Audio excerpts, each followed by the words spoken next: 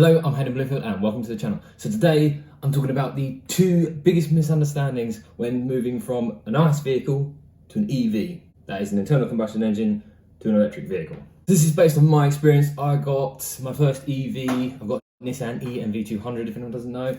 I got that at some point in 2020. Some point after lockdown 1, I think. I don't know. Anyway, it's all a blur, as it is for everyone.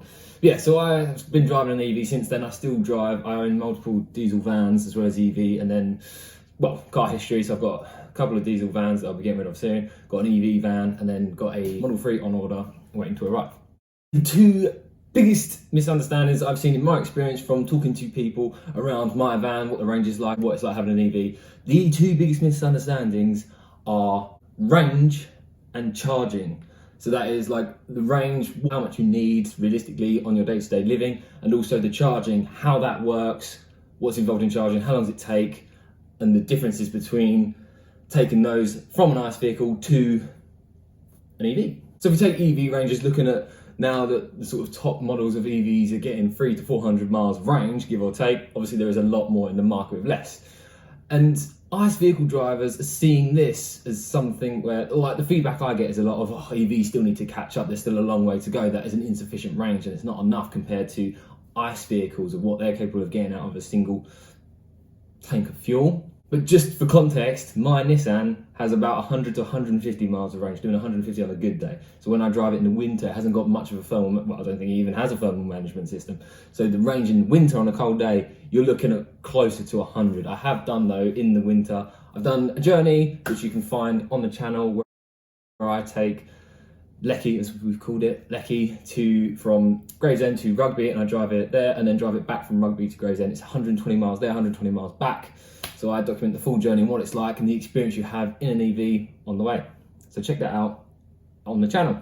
And also, if you've seen any of the other videos, if they are good, if you feel you're getting value from them, please make sure to drop a like, put a lovely comment in there to say, keep going, Hayden. And please do subscribe and hit the notification button. Anyway, back to the discussion. So coming on to the charging, I had a conversation with my mates recently around charging my vehicle and talked about with the van to get from 0 to 100%, I can plug it in at home just on an external plug 3 kilowatt charging point, and told them from 0% to 100% it actually takes 22 hours, to which they were shocked, laughing, thinking, wow, what a move. So we have to give you a day's notice when we need to hang out, or if you need to go anywhere, you need to like plan the day ahead to make sure you can charge the van up. Like guessing that I wouldn't be able to use the van every other day because it needs to sit there and charge constantly. So let's dive into why these are misunderstandings, what the reality is of having an EV, even if that EV has only 150 miles of range. So we don't drive 300 to 400 miles on a single journey without stopping. Like, I'm pretty sure there's some laws around it. I don't know, I've never been in an industry where I have to drive for that long length of periods. So I don't know what the laws are, but I just know full well my bladder is not capable, I would doubt, or it'd be much of a struggle, depending how many coffees I have, to actually sit in a vehicle for 400 miles without stopping. And I definitely have some funny feeling legs in that point. And you don't need the surplus. Like, if you are doing journeys, and that's a lot of the reasons like why Teslas, for example, only have 300 to 400 miles of range, is based around the fact that we don't need more than that. It's just wasted energy after that, essentially. Yes, there are some exceptions I can appreciate. If your job or your work or your lifestyle is just around commuting a lot and traveling a lot, where you do have to be on the road constantly and you are driving those long journeys, there is that added convenience in having that length of range. Like, say if you had 1,000 miles of range, which even with a fuel engine, I don't really think, generally fuel engines are like 600 or so miles of range from what I've driven anyway. And so I can appreciate if you are like up and down the country, constantly going from like John O'Groats to Land's End, then yeah, I appreciate 600 miles of range. But for us normal folk who are just doing day-to-day trips, we might commute to work, commute to see friends, whatever it is, doing a couple hundred miles at the most a week, it's not necessary to have that extra storage. And even ironically, when you look at a lot of like cost-saving experts and advice, when it comes to like fueling your ICE vehicle, they talk about only ever putting half in the tank anyway, or only putting what you need in the tank to save on that added weight. That would be, if you were to fill up the full tank every time you fuel, you're just driving around with that added weight, getting less miles to the gallon because you've got so much weight sitting in the tank in fuel. So the advice is to only ever fill up half as much. And when I drove a car, like the first car I had, my old lovely Mark IV Fiesta, I never put a tenner in at a time. So when you look at that, that probably is not even 100 miles of range that I was putting into my vehicle and driving around with that. And I would fill up once a week. I appreciate that's not a lot of driving. I stayed fairly local and didn't have a lot of journeys to make. So yeah, tenner a week, less than 100 miles. I was sorted. So with an EV in that environment, perfect. And further, batteries are expensive. They're also heavy. So it makes sense to be as efficient with them as you can. You don't need to have this surplus of something that's very expensive. If you imagine a car like the Tesla Model S, it's got 400 or so miles of range and it's a 90, 100 grand car. If you start putting in a battery twice the size to get 800 miles of range, say, you're looking at a car that's going to cost you almost double the amount of money just for having a much heavier battery. Plus the physicality of having the battery of that size, working around actually fitting it within the base of the car, it's not very practical at all. Now let's link this into charging. Yes, it does take 22 hours for my van to go from 0 to 100%. ICE drivers understand fueling the vehicle as a standalone activity. You go and you queue at the petrol station the petrol station. You queue up, get to the pump, chuck it in your car, stand there pumping, waiting for it to fill up. And there's kind of this understanding just through, I suppose, your own brain associating the idea of fueling your vehicle, filling it up with this activity of standing it at the pump. And the reality is for EVs, it's completely different. It becomes this task that's undertaken alongside other things. So for example, for me, yes, the van has to charge for 22 hours if it's going from 0 to 100. Rarely do I ever fill it up from 0 to 100. Generally, it's once it gets down to 50% or whatever, I just stick it on charge. And that's done. How long does it take to fuel an ICE vehicle? You queue at the pump, you get to your pump, even from the pump, you get out and fill it. You're looking at like a 5-minute task to do it, go and pay, whatever. You're looking at a good few minutes. Whereas for me to charge my van, I'm looking at 10 seconds. I get home, park on the drive, get the charger out, plug it in, done. And I just leave it. I then go about my day and I'm done. And as I said, I'm not waiting for it to go down to 0%. It's just a case of as and when I'm going about my day. Often it will just be at the end of the day. I'll come home, I'll look and be like, do I need to charge? Yeah, I could either stick it on charge tonight, I'll leave it, it needs 8 hours to fill up anyway. Or if I look and go, well, I've got 8%, don't need to change. I'm not going anywhere far away tomorrow, I'm just doing my normal routine.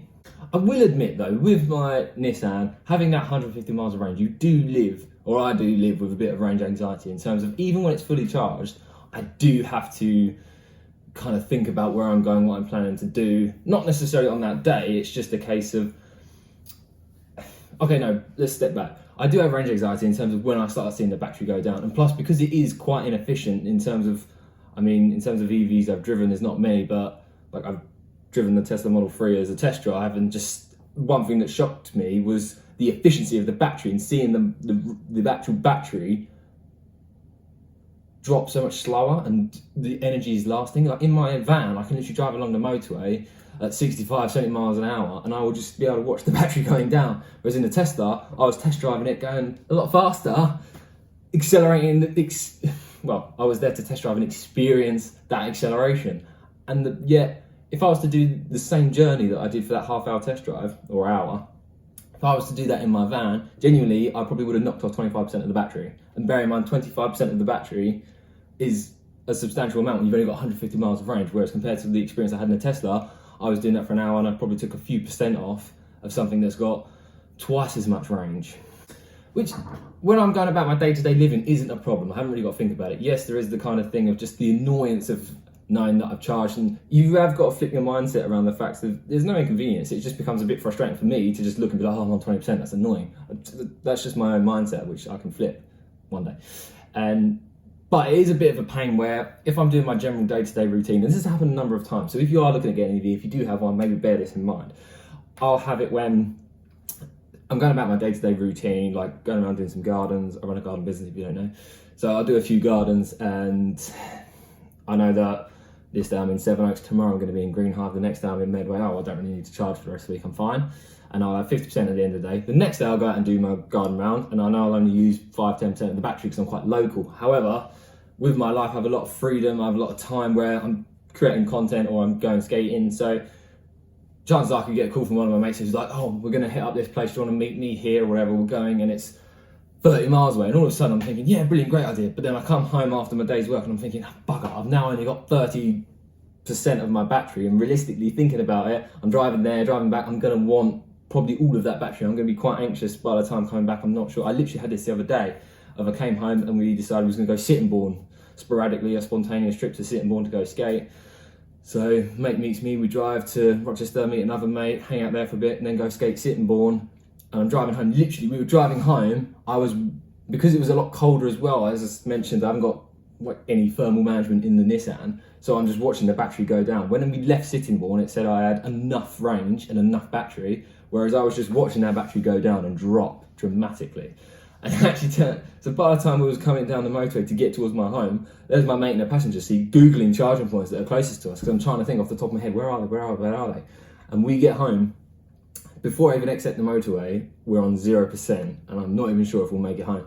But lo and behold, we did make it home. I got onto the drive and stuck it on charge. So there is that anxiety there if you are, so just bear that in mind. And the lesson I get from that is just, for a vehicle that has only got 150 miles of range, or 100 in winter, 120 in winter, keep it topped up, keep it charged, which it's just, that's my own idiocy in not keeping it topped up. It's just a case of every time I come home, stick it on charge and just get as much charge out of it as possible, given it's so much cheaper to run.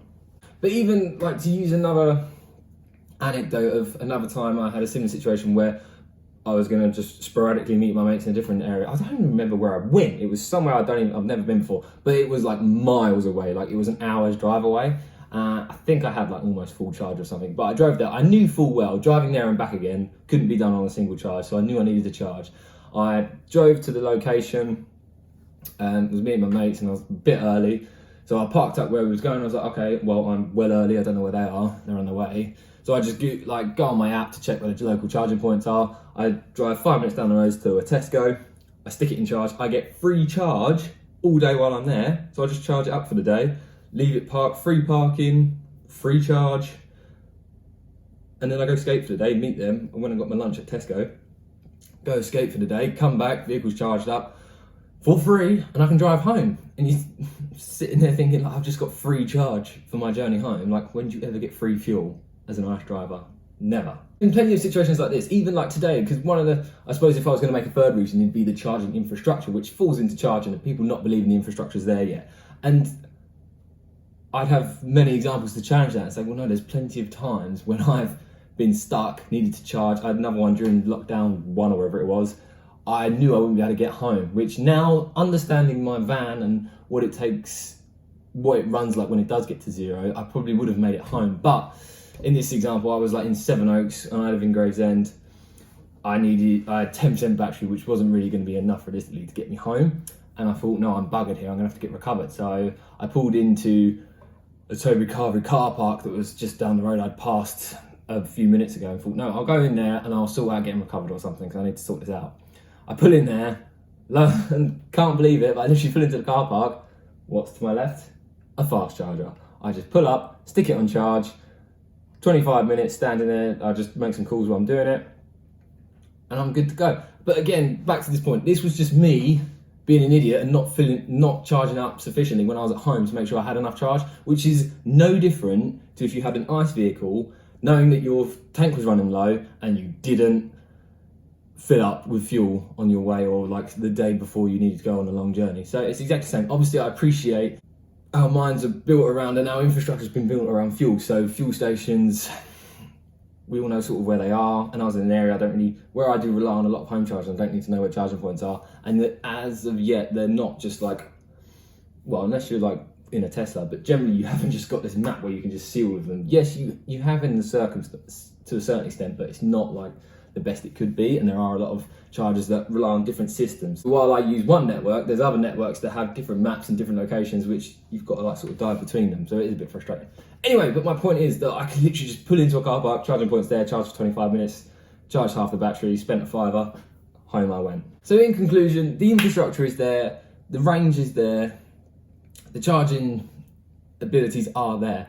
And I do appreciate, though, if you haven't got the advantage of home charging, it is going to be a huge nuisance. Well, I say that just because it's such a convenience being able to charge at home, but then that's the same for ICE vehicles. So if I have to use one of the vans, which I don't really have to anymore, but at points when I was going between the diesel vans and the electric van, when I had to fuel the diesel van, I was just it was such an inconvenience, the idea that I had to drive home from my office, whatever, and think, I need to go fill the van up with fuel. Well, what diversion am I going to take home to fill up? Well, I'll go charge. I'll go fill up here and go home. And then I'm like going to the pump, standing there like, why am I standing here charging? Why am I standing there filling this thing up? Like, it's such an inconvenience, and it stinks of fuel. My hands feel greasy. I put it down. We're in a world of code as well. I've just touched something that everyone's been touching all day long.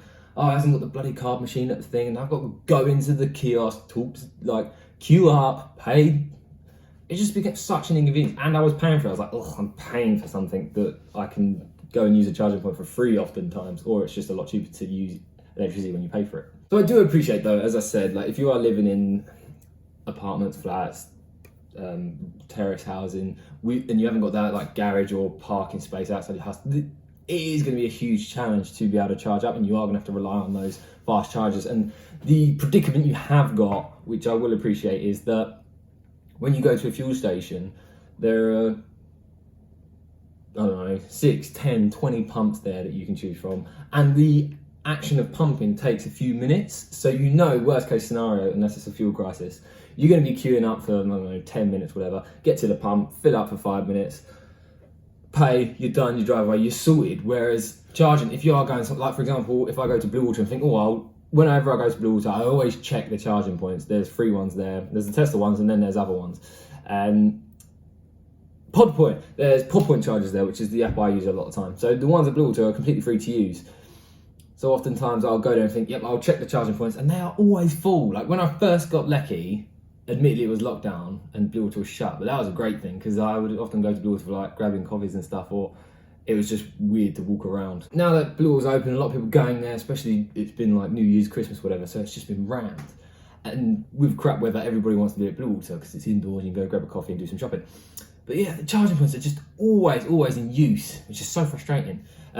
But for me, it doesn't matter. It's like, well, I was only coming here to just get a bit of free electricity. I can just go and stick it on charge. But for someone that is relying on that, that is going to be a huge pain and inconvenience to them if they can't just go home and stick it on charge, if they've got to drive and think, right, where's the next charging point? So that does become a bit of a challenge.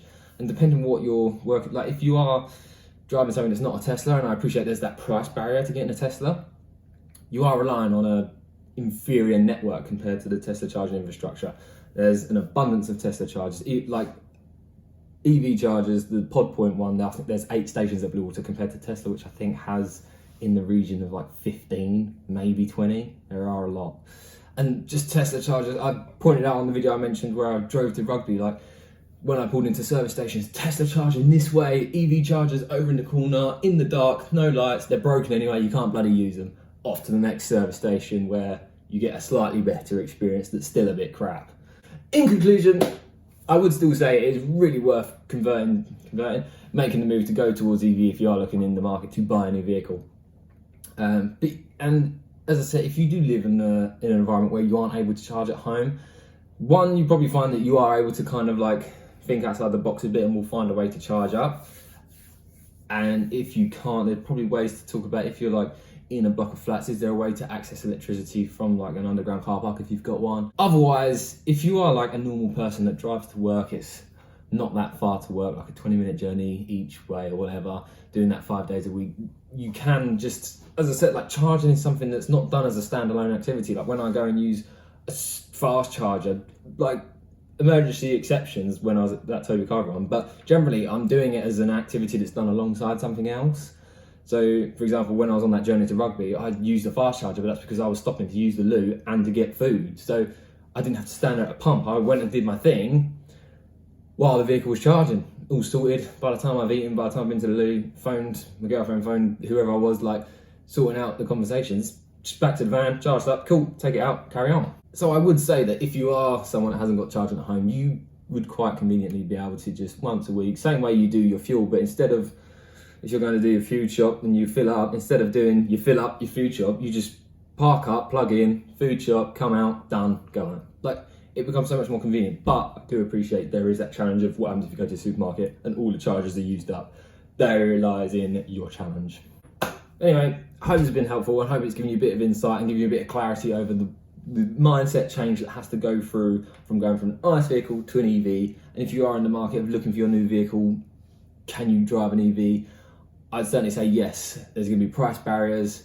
there's going to be range anxiety. But if you've got 200 miles of range, you pretty much don't have to really worry. But yeah, with my Nissan, it is a challenge sometimes, and it's just nice. It's just nice to have that bigger capacity of range, which I, as I said, realised in the Tesla and like increased efficiency there and such. But Tesla don't do vans yet. So, as I said at the start, if you like this video, please drop a like, hit subscribe, put a lovely comment down below, and I'll see you in the next video.